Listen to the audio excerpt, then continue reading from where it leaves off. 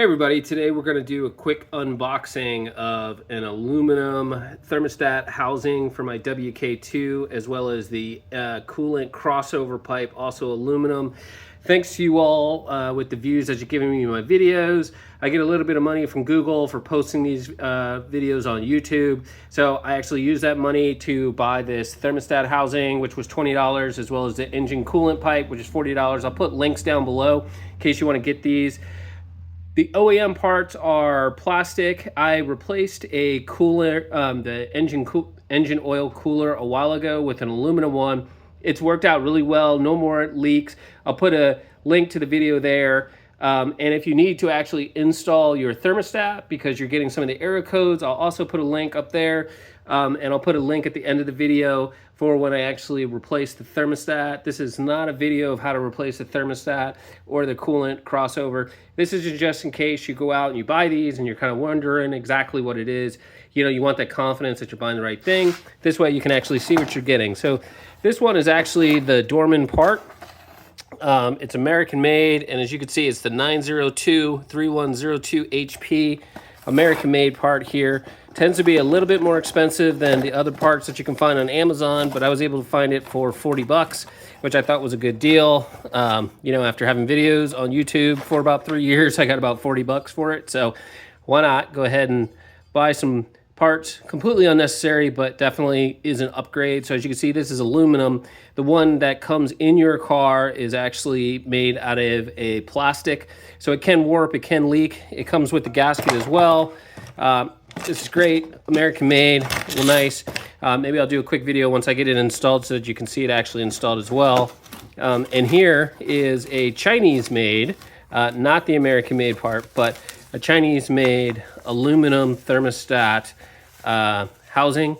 As you can see, here's the thermostat, and it shows right in here when it gets up to, I think, 107 degrees. This will pop open, which will allow the coolant to flow into the engine to cool it off. Comes with the gasket. Remember, when you're replacing these, make sure that you remove the old gasket off of the engine. I made that mistake. Ended up busting a coolant housing part and had to get another one. But yes, make sure you remove the old one because the new one already has a gasket installed.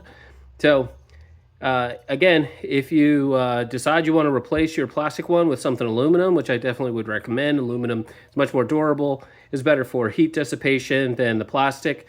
This is what you get with that Chinese made part, which I'll link down below in case you want to buy it. There's several on Amazon, lots of different ones. I actually did not mean to buy this Chinese part. I wanted to buy the Dorman one, but there were a bunch on there. This one had the most likes and the most comments, so I felt the most confident in buying it.